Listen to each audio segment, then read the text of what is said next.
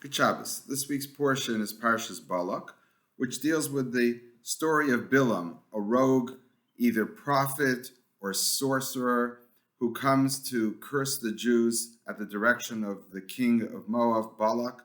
And as the story unfolds, we see that he's not able to curse the Jews because God tells him, whoever I bless will be blessed, whoever I curse will be cursed.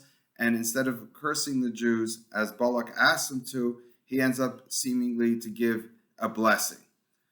And on the one hand, this is a very interesting story about the fact that there seems to be what we call a prophet who is not a righteous man, and yet he seems to be a great prophet. It's also a story of how behind the scenes we're not aware that there are people trying to undermine us. God is always making sure that we're protected. And then the question is, what's the story for us? And what is really the lesson that we're supposed to learn from this? And it's possible there's many lessons, but one that I'd like to pick on is the idea of blessings and cursing. And interestingly, the Jews in the desert, according to the story, didn't even know what's going on. They're not aware of it. So really, it's a lesson for us. It's a lesson for us in later generations when we read this story to understand what the purpose of blessings are and what is their efficacy. Do they work or do they not work? And when you read the story, it sounds like Bilam is known to have the power of cursing, the power of blessing, and it doesn't seem to be taken away from him. It's just that God makes sure that what he does is a blessing rather than a curse. But I would suggest there's another way of reading this. It's really saying that there is no power of blessing and there is no power of cursing. And from a rationalist point of view, that seemed to be what the message should be that we learned. Just think about it.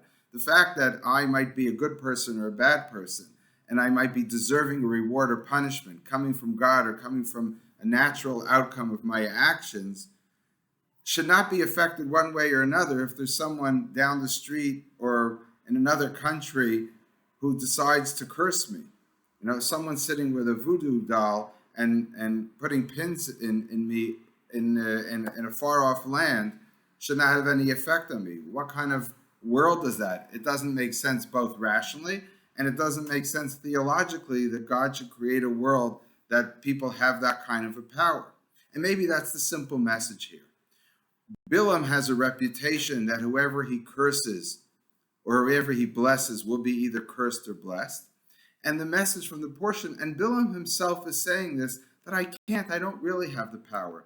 The power of cursing and the power of blessing is in the hands of God, or really in the hands of the people who are the subject of the cursing and blessing. As the end of the parsha seems to say, the end, it says, Vayachal ha'am liznos al bnos Moab. The people started going with the prostitutes of the daughters of Moab, and then a plague comes and wipes out many Jewish people. You didn't need a curse. It's their own actions that undermined the Jewish people. It's not the curses of Bilam. And Bilam, therefore, is saying, I don't have the power. I might have insight. I might be able to tell you something about the Jewish people and other peoples that he does talk about at the end of the story. But I don't have an effect. I'm just revealing what I seem to know, the way I see the facts as they are. But we don't have that power. So in my own mind, when people go for blessings or from different rabbis or different places, and they think that the blessings have that effect, I'm a little skeptical of that, maybe even largely skeptical, because what power does another person have to affect me? They can give me the confidence to move forward. They could reveal something within myself that I might not have been aware that I had, and I walk out of there and saying, yes, I could do that. This great rabbi, this great person has seen in me these traits that I have and the ability. Now I walk out with a certain confidence. The same thing could be said with the blessings of Yitzchak that he gave to Yaakov after Yaakov stole them. What does that mean that he stole them? Yitzchak didn't want to bless Yaakov. He wanted to bless Esav. But maybe the story really is, it's the confidence that we have when we walk out we feel that we're blessed. And even without that, it's maybe the message there is saying Yitzchak didn't really have the power to bless. It's blessings that come from above or from within, but it doesn't come from without. It doesn't come from another person. That other person is only there to influence you, as a father or a mother would do with a son or a daughter, but not to actually change the effects that are coming down from fate or from God. We don't have that power, and that maybe is the simple message we're supposed to learn. That behind the scenes, there's a lot going on. People want to curse, people want to bless, and saying no one has that power. The whole parsha, the whole portion is really telling us this is just a waste of time, so to speak. This really has no meaning. The only thing that has meaning is at the end. If the Jewish people sin, they will suffer.